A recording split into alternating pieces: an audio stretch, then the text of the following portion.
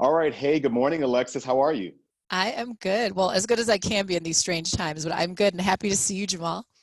Man, I'm happy to see you and finally connect as well. And one of the things I want to do with these videos is really introduce people to folks in my network at all levels. So certainly I've got the CEO people and the big time lawyer people and the doctors. I have a doctor coming on soon.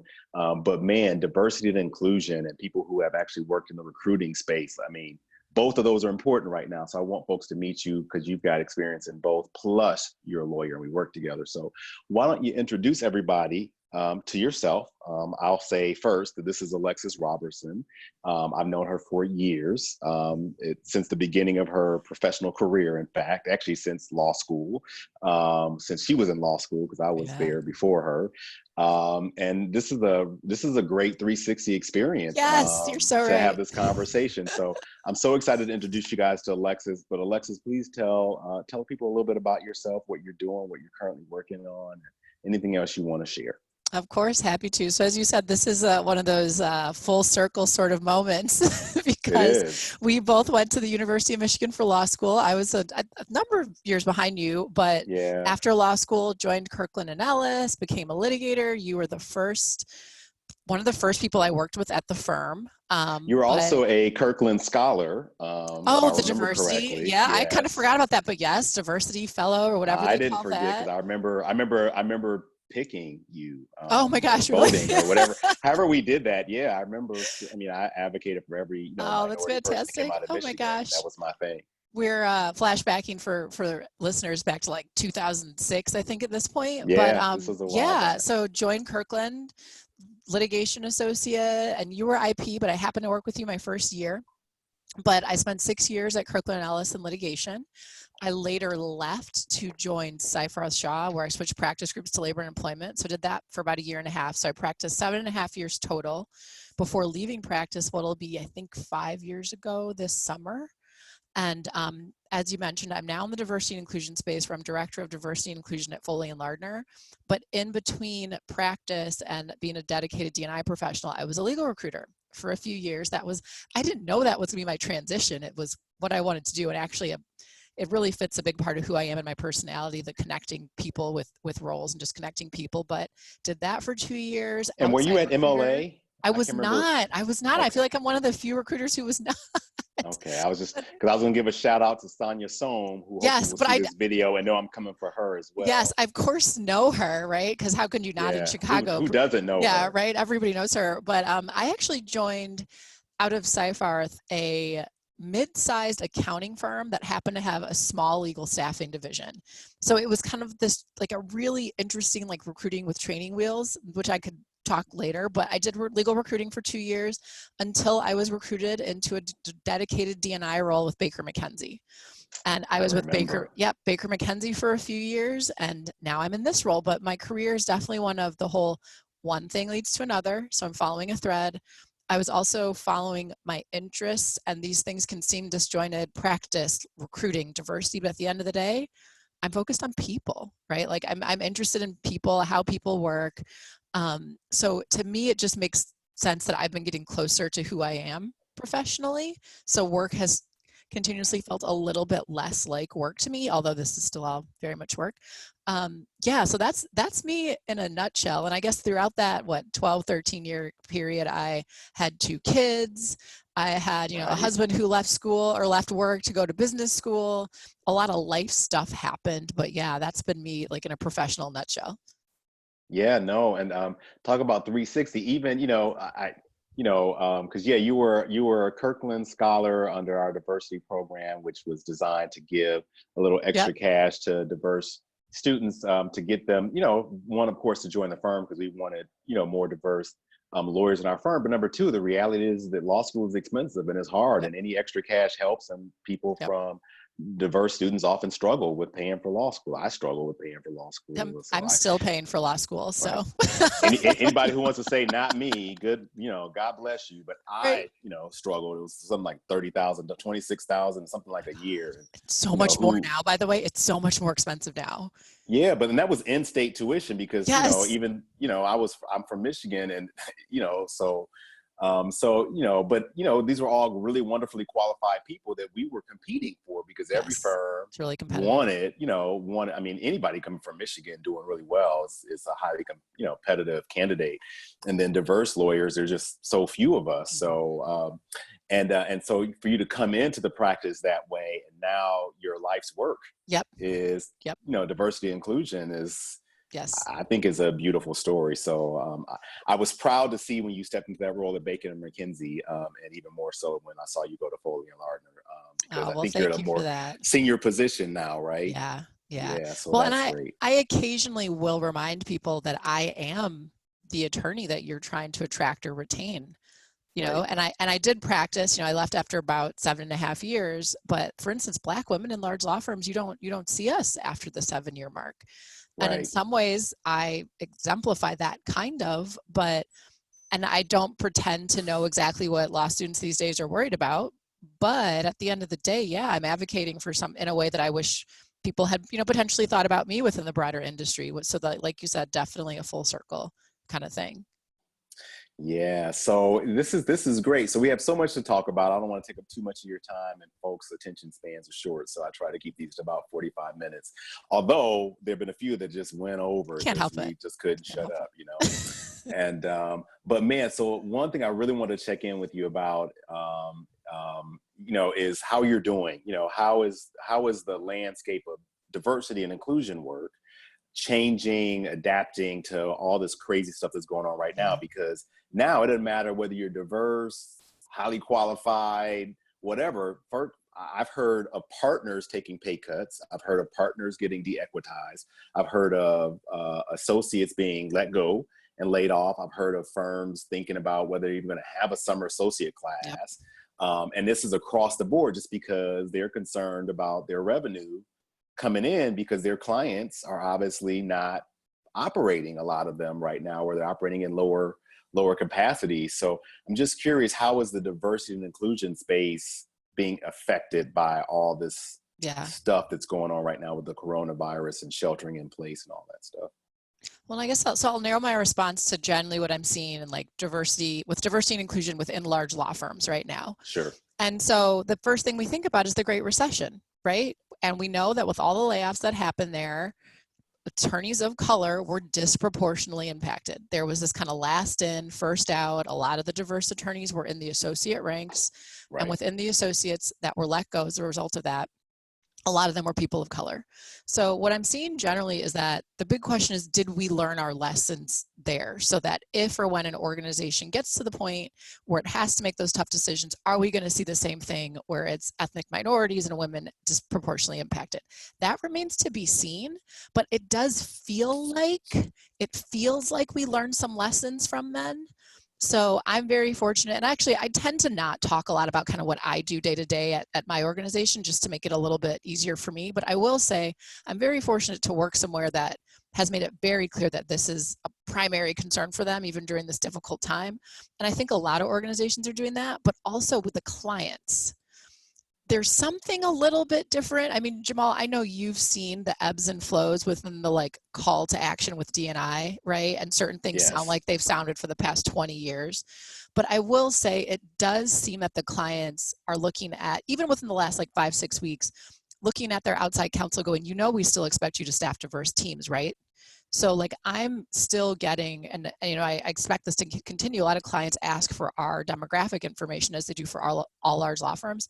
Those are continuing. They want to know who's staffed on their matters. So my hope is that if/when law firms are making tough choices, we don't see the disproportionate impact on diverse people.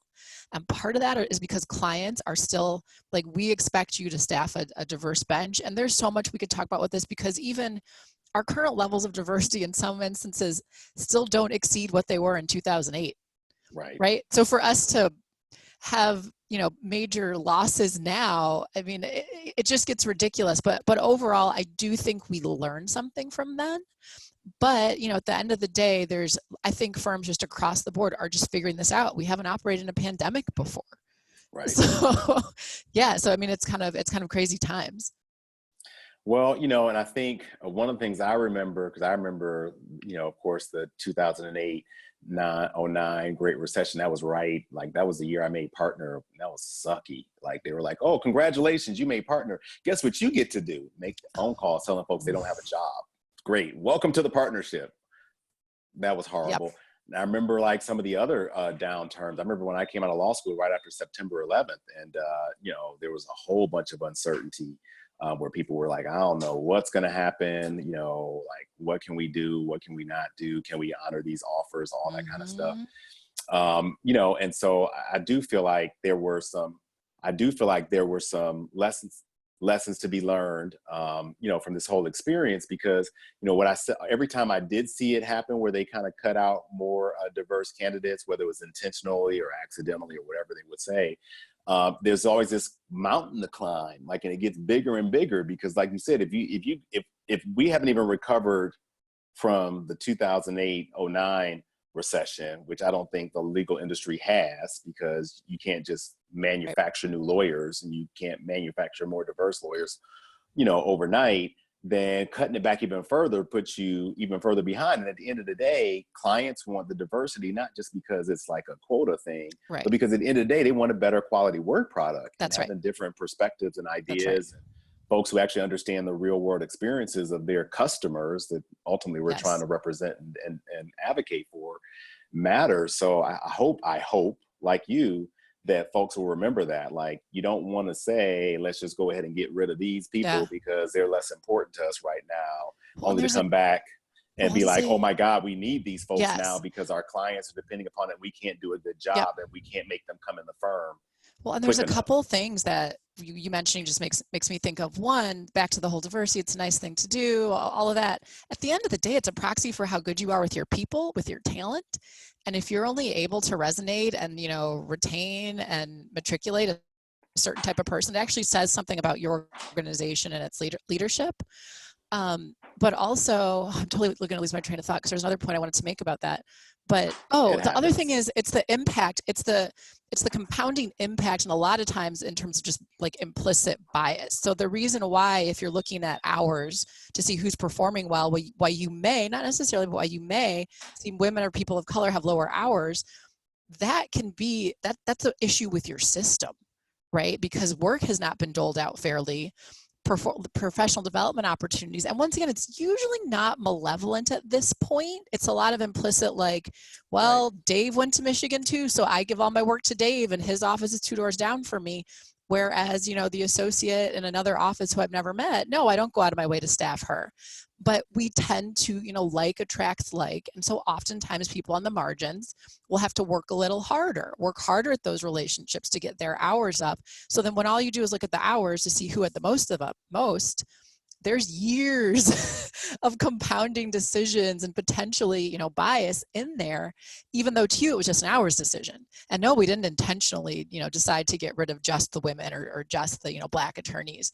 So there's a lot built in there. But what I'm hoping is that firms have been working on their systems. A lot of things I do at the end of the day as I focus on the system, which is slow and it's going to take forever to change. So in the meantime, we got to help individuals, but there's a bunch there. But I also think this is a segue into like the personal branding, the job searches, because things happen in the world that you can't control. And what are you left with? What are you going to do now? And that's where a lot of people are finding themselves. So I would love to jump into that because it dovetails with the other point I wanted to kind of talk to you about, just in general, like, what does it really mean to work in diversity and inclusion? It's something I'm really passionate about. I really ought to be doing more in this regard, because I don't know if you were at Kirkland when this happened, but there was a point when I've been on the diversity committee for a while. Remember Barry Fields? Yeah. And he had, pretty much founded the diversity committee because he's one of our first Black partners ever. And, I think he got fed up, and I think he quit the diversity committee for a while. And then I got fed up and I kind of quit for a while, because what we found is a lot of the work that we were doing, and we were the committee doing this, and generously funded by the firm, by the way. I remember at one point the diversity budget alone at Kirkland was like over $1 million. And, but we were doing stuff that wasn't helping. We're like throwing all these events and parties and get-togethers and doing all this like soft stuff that at this point, and I was like, I was up for partner, I had just become a partner, something. And I was like, the people I'm competing with in this really difficult economy right now, where they don't want to make any partners and they're letting people go, they're not doing all this stuff. They're like billing their hours away, and they don't have to go to this tea party and this coffee and cocktail hour and this dinner and all this stuff. They can use those hours to either work on their matters or spend time with their family. Meanwhile, I still have to bill as many hours as they do and go to all these parties, and particularly being a more senior person, like I had to go, because if I don't show up, then the younger folks are going to go and be like, well, why are we here? We didn't come to meet each other. We know each other. We want to see some partners or some people who are successful. And it just became really frustrating. And when you talk about personal branding and what you have left, because that was some point I was like, I need to work on Jamal. Like, make sure that Jamal is good, that Jamal, whether I'm diverse or not, is known throughout this firm as somebody who's a good lawyer, does good work, can manage good client relationships, to the people that don't come to these parties. And I need to make sure that's my brand, not the guy who's on the diversity committee, not the guy who's at all the cocktail parties, not the guy that all the minority associates love and come pile in his office when they're upset. Because that's my brand. That doesn't help me become a partner, because that's not what they're looking for. So I'd love to talk about your thoughts and how you're incorporating, I'm sure you are incorporating that kind of stuff into what you're doing, because I really think our diversity people in some places are doing us a disservice. I love them and adore them, but they're promoting all this party and social stuff. I call that the activities of diversity. And I actually think that is what a lot of organizations will point to in terms of their diversity work. And once again, you need these things. I'm not saying you shouldn't have it. So I don't want to be known as a person who thinks you shouldn't, celebrate whatever Cultural Heritage Month. But they tend to be awareness raising. They are, like I said, they're the activities of the diversity. They're the activity the affinity group through. They're the Cultural Heritage Month speaker. Do it, great, but they're not looking at the system. Right. And so at my level, as much as I'm there to be a sounding board for support those things, I will often say we're not gonna sponsorship our way or affinity group our way out of the issues that we're facing.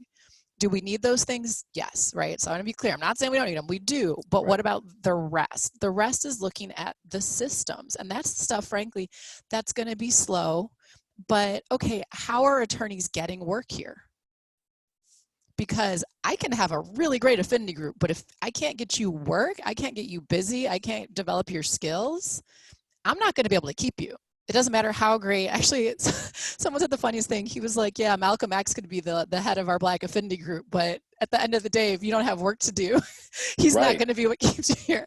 But so I think that's the second part of the D&I discussion that we have to talk about. But that's the really hard part, because it's actually when I just put on a general talent management hat. Because if it's not great for our talent in general, it's probably doubly or quadruply negatively impacting diverse attorneys. So what you see at the senior levels with diversity and inclusion professionals within law firms is we work across the firm to embed all these diversity and inclusion concerns within the department where they should live. And that's the only, because at the end of the day, like a given firm may have 1, 2, 5 people who are dedicated to diversity. Come on, like we're not going to change the firm. We have to have the supportive leadership and place the concerns where they belong. So for example, I will work with recruiting on how to recruit more diverse attorneys, whatever that plan is, whatever our focus is for the year. I don't run it. I don't run diverse recruiting separately from general recruiting at the firm. That's inefficient. It doesn't make sense. How can recruiting focus on diversity in the way that's going to work for us?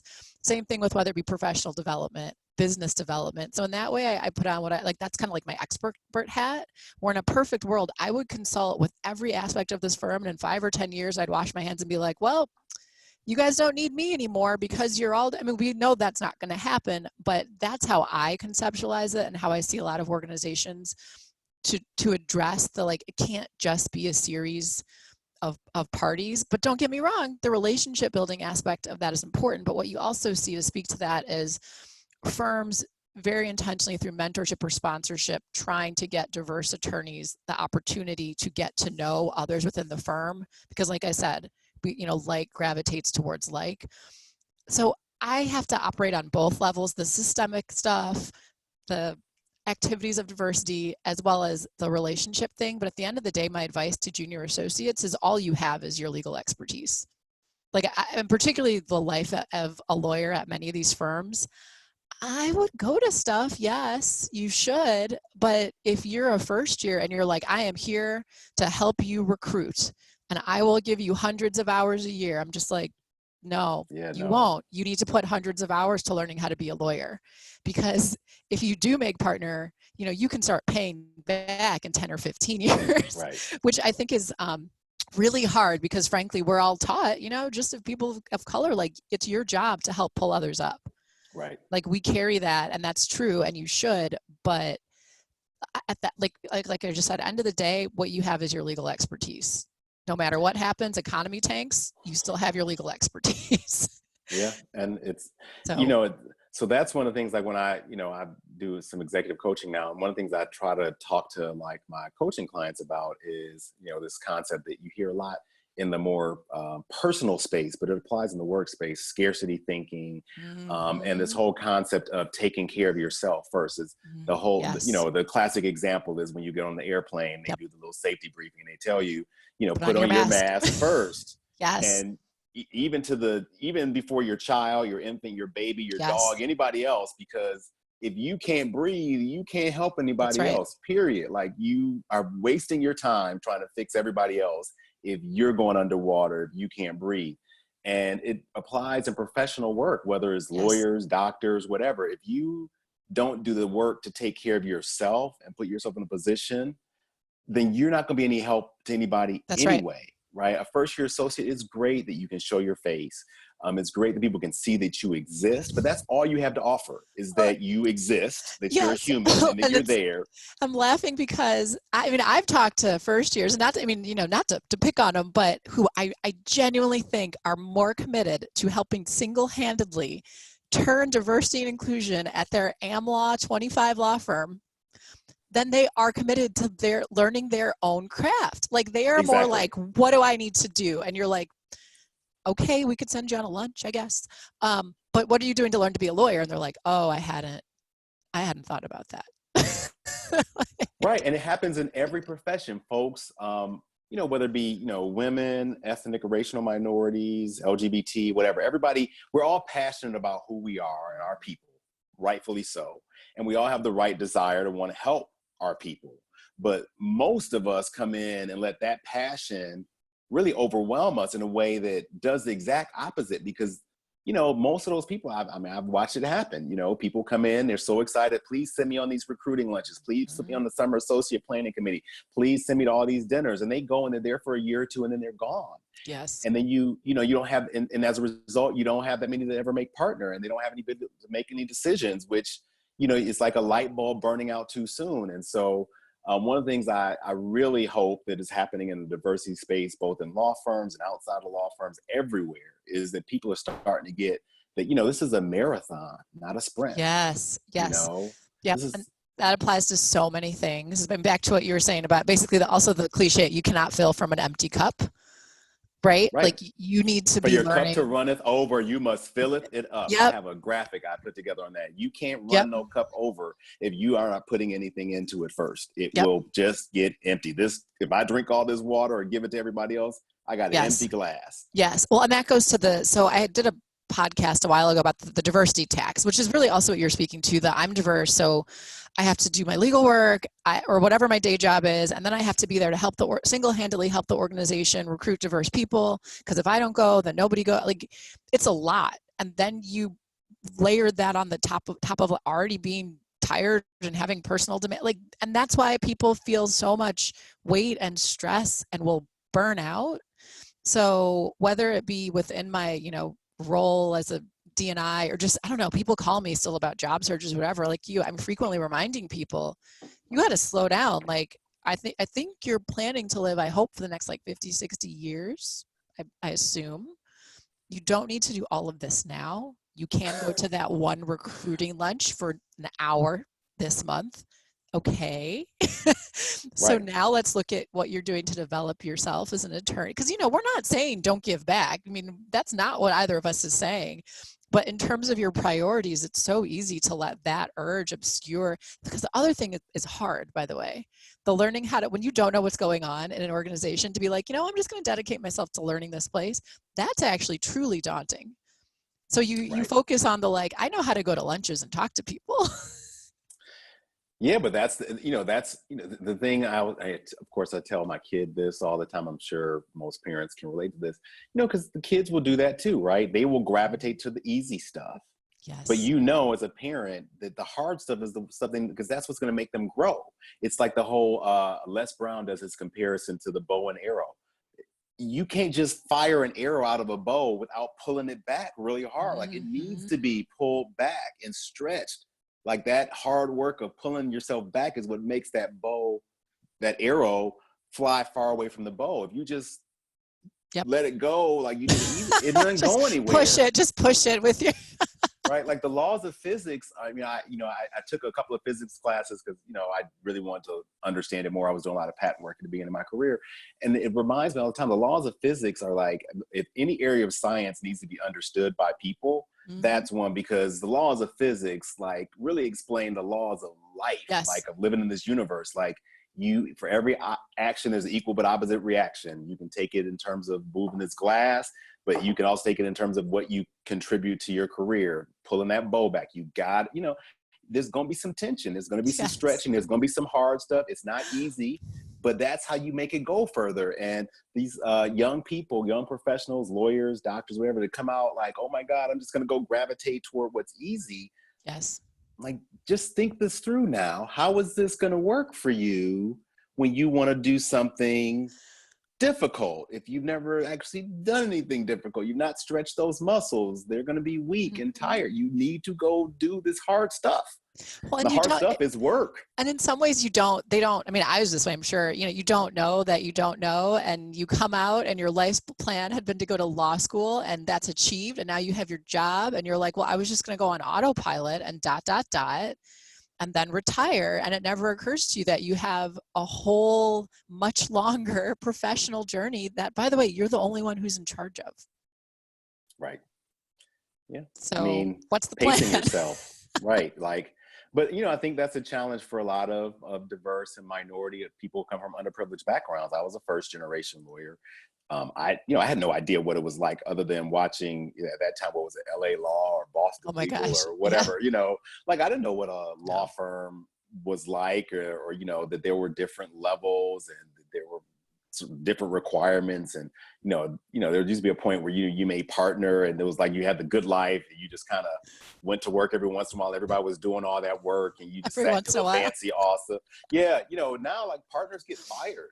Partners get de-equitized. Partners are working harder than sometimes the associates are, because they're constantly fighting to try to kind of maintain their position and their power in firms. And I didn't know that. And, yes. A lot of folks come into law firms and big companies, big corporations, and they think, oh my God, I've arrived. But just getting in the door is not arrival. Like, getting in the door is you just got in the door. Like, there's a whole journey once you get on the other side of that door. And we have no idea. And you said so many things there. I'm not going to be able to remember to follow up on all of them. But this also corresponds with, do you like what you do? Because the amount of work it takes, back to lawyers, to be a successful lawyer and a successful partner, because and I know I was guilty of this when I was a junior associate, because you seem like you just need to become a partner, because for some reason, if you just do that, it clearly becomes easier. Like, they're partners. They make lots of money. Like you said, they come to work sometimes. I think we're both laughing because we know just how incredibly hard partners that, taking Kirkland, for example, that is not, that they're not like just, I work about 15 hours a week. No. And the only thing that can sustain that level of output and work is enjoying at least some aspect of it. I'm not saying you're going to enjoy everything.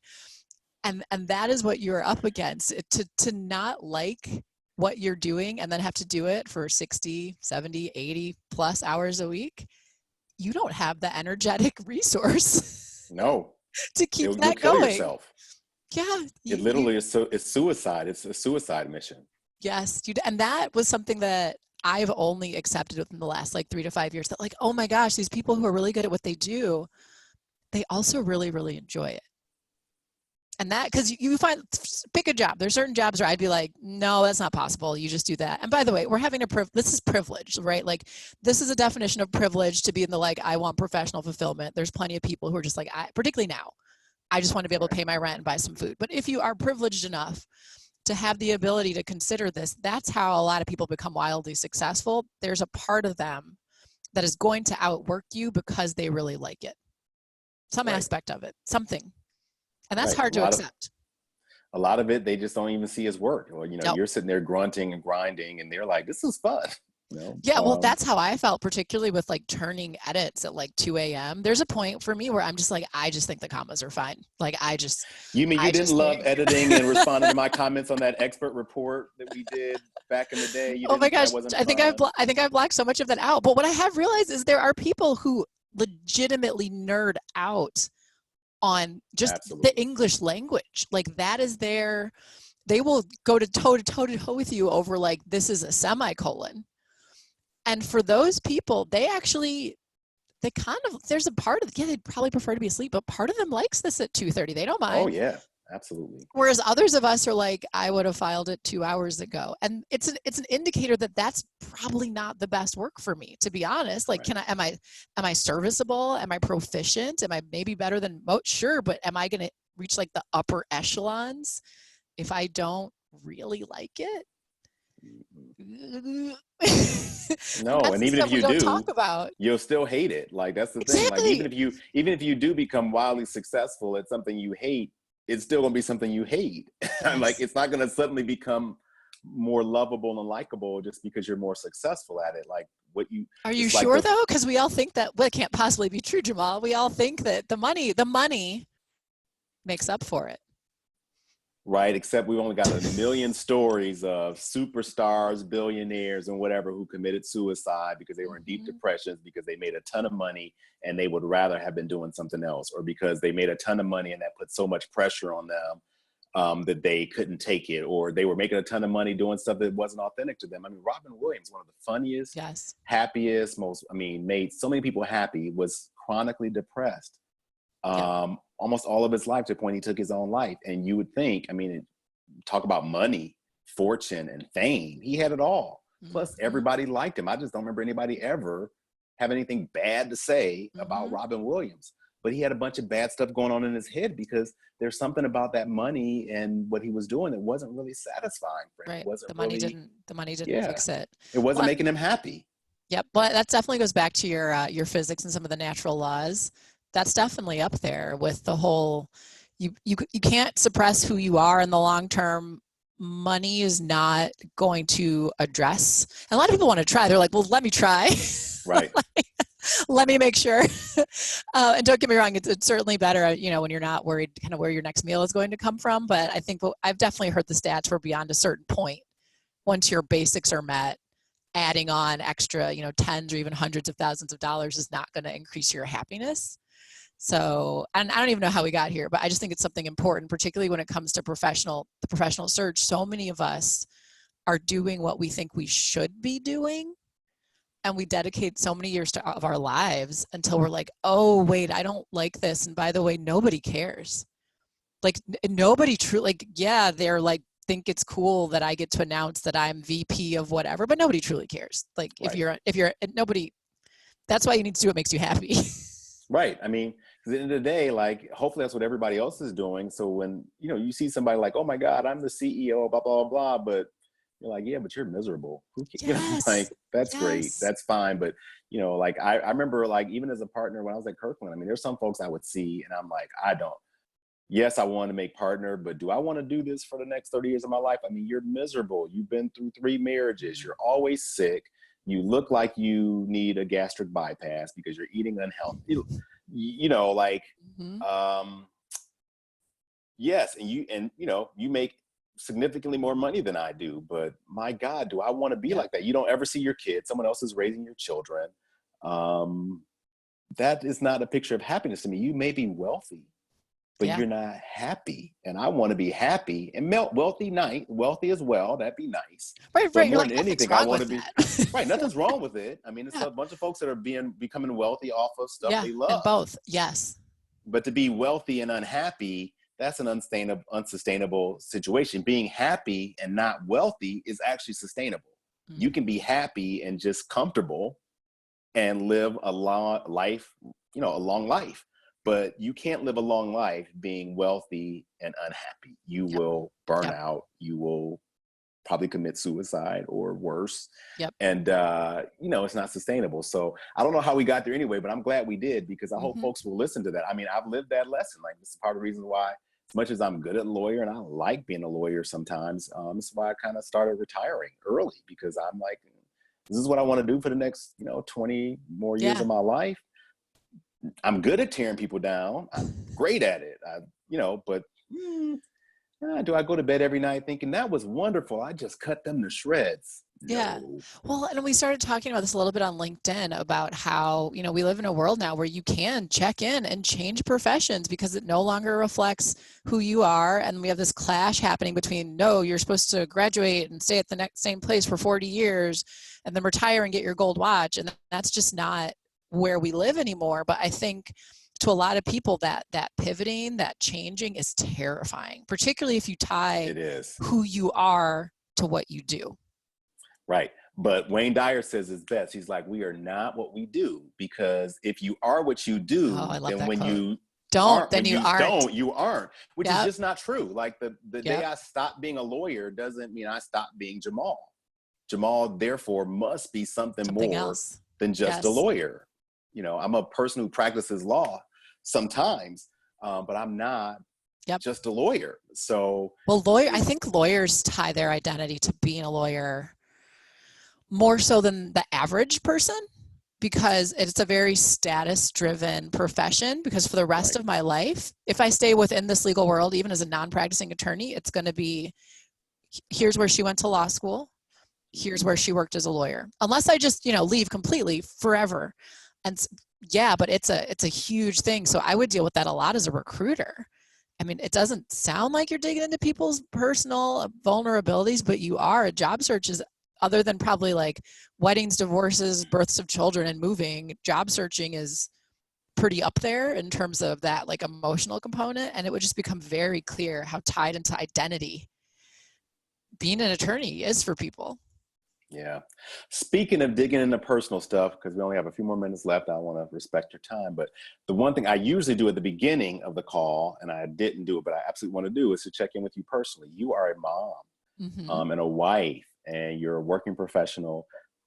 How are you coping? How are you managing? And you're also like a LinkedIn goddess, if anybody wants to learn how to work LinkedIn, I mean, check out Alexis's profile. We have to talk a little bit about that though before I go. Let's talk about LinkedIn. But I'm doing okay. I keep saying I'm doing as well as one can expect, like with what's going on. But what does that mean?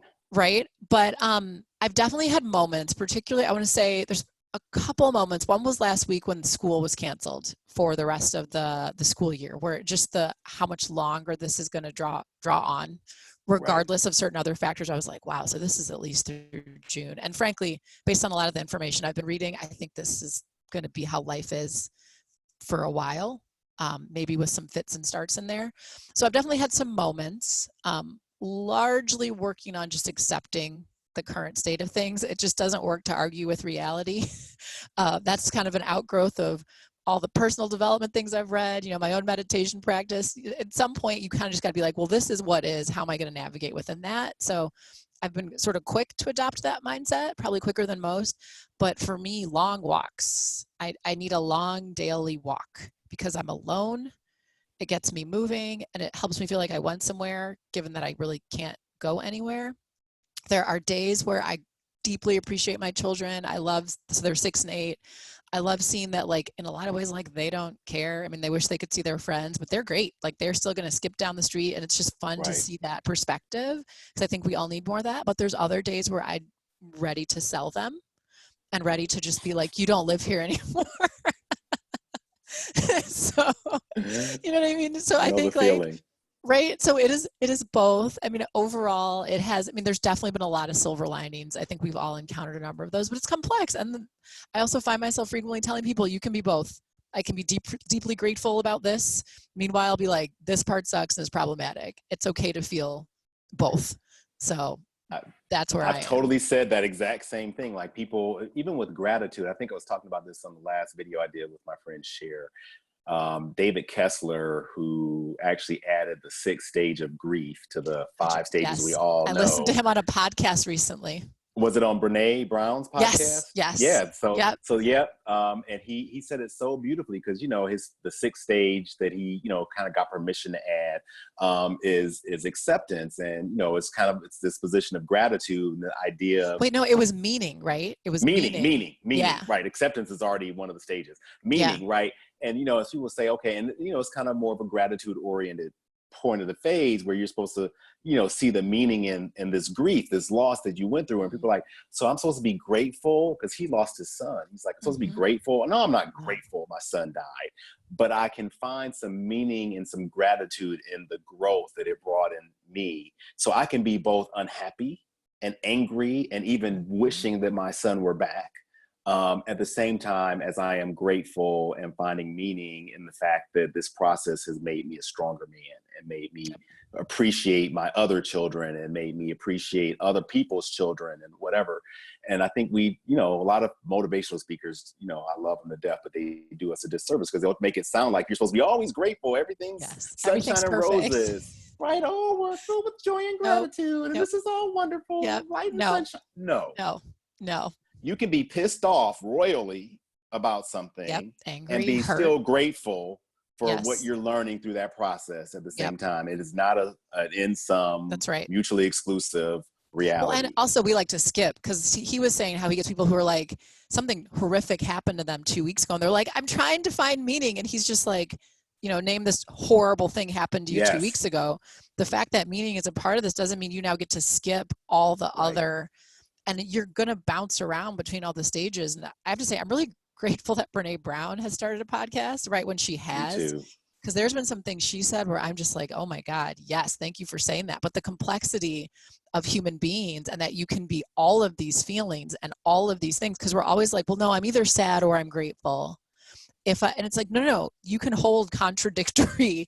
And that, I'm sure you do this too. I find myself giving people permission because they want someone else to tell them. It's okay to feel both happy that you get to see your kids more, but angry that you might be losing your profession. But you know what I mean? Like all of those can exist. You don't need to like push one aside. So that was a really interesting podcast that they did. So I'm going to do something I haven't done in the professional context. I've done in my like personal coaching context, but you know, I am who I am no matter what hat I'm wearing, as you probably know, I'm just the same person. So I borrow from the Golden Girls. I love the Golden Girls. I quote the Golden Girls. I've watched every Golden Girls episode probably 10 times, and people can say that's not a manly thing to do. They can go jump in the lake. I don't care. I think it was one of the most brilliantly scripted shows ever to be made, probably ever will. No, nothing will ever be greater because they have so many nuggets of wisdom. And so there's one episode where Blanche, the slutty one, is having a hard time. She's having a bunch of really difficult feelings, and you know they're like asking her, "Are you happy? Are you sad?" Blah, blah. And she's like, "I'm just magenta." And she's like, Dorothy and everyone, they're like, "Magenta? What is it?" And she's like, "Well, you know, I wouldn't call myself yellow with envy, or you know, green with envy, or yellow with fear, or red with anger." He's like, "I'm just a bunch of mixed up colors, so I just call it magenta. Like I'm all of these colors, and it just." Mixes up and comes out magenta. You know, you're entitled to be magenta sometimes. Yes. You don't have to be red or blue or yellow or green or black or white. You can be some hodgepodge of colors because that's human. Like we are not one thing any time. It's all okay. And I know we were watching the time, but we need to switch topics to LinkedIn briefly. LinkedIn. I need to get on my soapbox for a moment here. How do I even start this? Let me get the soapbox right underneath. Right, let me get up. I'll just give you an example. I do a lot of outreach to attorneys, and the recruiter in me still is there. So I always look on LinkedIn before I talk to almost anybody. I am wildly confused when someone's not on there. I'm just like, oh, I must have spelled their name wrong.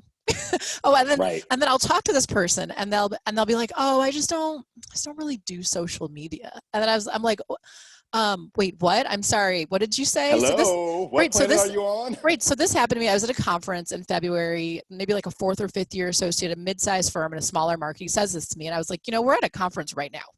And he's like, so, and I was like, what are you going to do? Take my business card and like just occasionally email me to see how I am so we can grow a relationship over the coming years?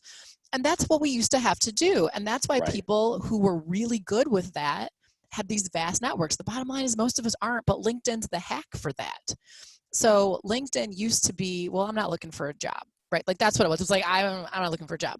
It's so much more than that now, and it allows you to maintain and grow a professional network in a free, easy way. So to me, it's like mind-boggling that people won't use this for that. I mean, I'm not even getting into the credentialing and the business development side, because that's there too. But that part kills me, because I'm like, you're going to lose my card. Like, you just will. You've literally met over the past like 2 days, probably 25 different people who'd be really beneficial to your career. And all you had to do was type their name in LinkedIn and click connect. But like, okay. So I just really nicely but firmly explained, this is not Facebook. This is an Instagram. Like, this is for your professional development.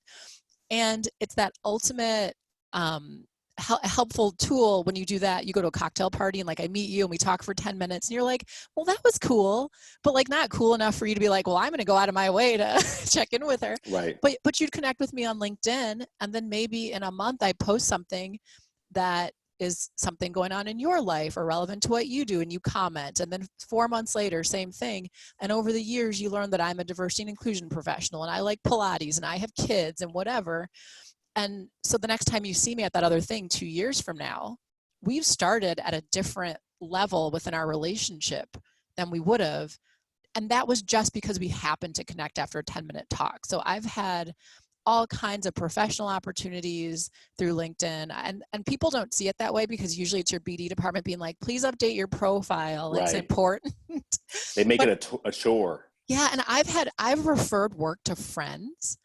So many things. And then also, yeah, in terms of raising your profile internally and externally, if you're a lawyer, everyone's getting like 14,000 emails at work.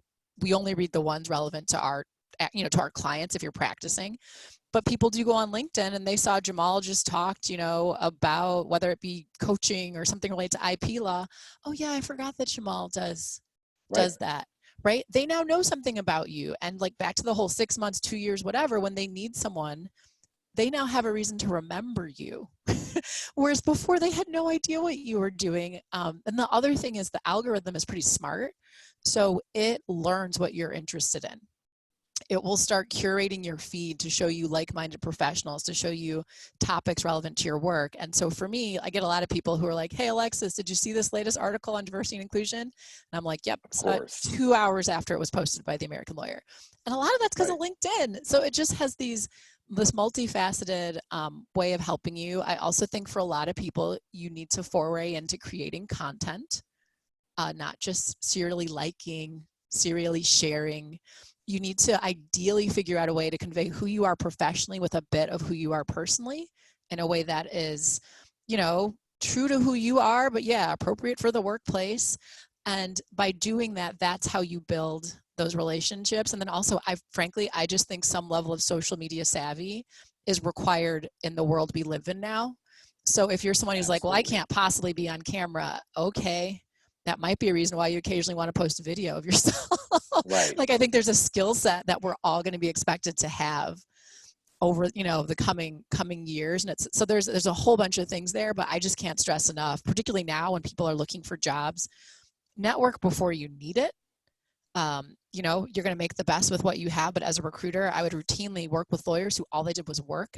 That's all they did. And I was like, all right, you had your head down for 10 years. No one knows who you are, but you want to go in-house now. Yeah. Okay. Like, we'll start there. We can work with that, but it certainly would have been nice if people remembered you, like knew what you did and knew where you worked for the past 10 years. And that's what LinkedIn lets you do.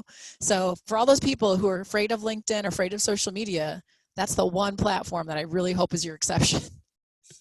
Well, and for the people who are in a job or something that they don't like, talk about your personal brand and creating opportunities for you to be known for something else, because you don't have to spend all your time on LinkedIn talking about what you currently do. You could use it to talk about your passions or whatever. Even when you moved into diversity and inclusion, like, so I mean, there's all, you know, all the diversity and inclusion, you know them all now. They all, like, I see them commenting back on your stuff. They all know you, like whether it's Michelle Silverthorne or anybody else, like everybody that runs around doing anything in diversity knows who Alexis Robertson is, even though by comparison to some of them, you're newer to the scene. But those people all know who you are because you create content regularly, you share it, whatever, they interact with it. And so you could call anybody you wanted to at this point in your career and say, hey, I might want to come work with you, share with you. And they'd be like, of course, because you know what you're talking about and they know who you are. And if you hadn't done all that stuff on LinkedIn, they might not have noticed until you showed up in their face. Well, and it goes which back to probably that. Wouldn't happen as often. Yes. Well, and back to that tribalism. We like what we're familiar with. And I mean, I've had people walk up to me like, oh, I've seen you on LinkedIn. And they're like happy to see me. They've never met me before. They don't know anything about me. But I posted something one day, an article in Harvard Business Review that they were like, yeah, I agree with that. And so it really does, I think, just help with that relationship building. And the other thing though is figuring out what you can bring of value. So in a perfect world, you're letting people know who you are, what you do, but you're posting things that help other people. Right? So your posts are thoughtful in that you're not just writing interesting read and then sharing the article. You've said, here's a really interesting thing about whatever. Here's the top 4 like if you can't click through, here's the top 4 things you need to know. That is helpful for me. It's like, thank you, Jamal, for posting that. You've now, I just learned something in 10 seconds. And so people don't get that, but it differentiates you because you're going that extra mile to add value to other people. Which is the whole point, and this is what makes you stand out. I tell people all the time, they'll be on LinkedIn, they'll do that share of, this is an interesting read. And I'm like, most people are busy. They don't have time to go read that article. I don't want to click your link. But if you actually read the article and tell people like the highlights, it's sort of like what is it, Blinkist, and all, they do the little short versions of, you can give me like a quick, 1,000-word post of what this is about, as opposed to reading this like 5,000-word article. I'm gonna be like, you're my girl. Yes, instead of just writing, they write must read in all caps, and they link you to the 2,000 words. Right. But I'm scrolling like through LinkedIn. I don't have time to read all these articles.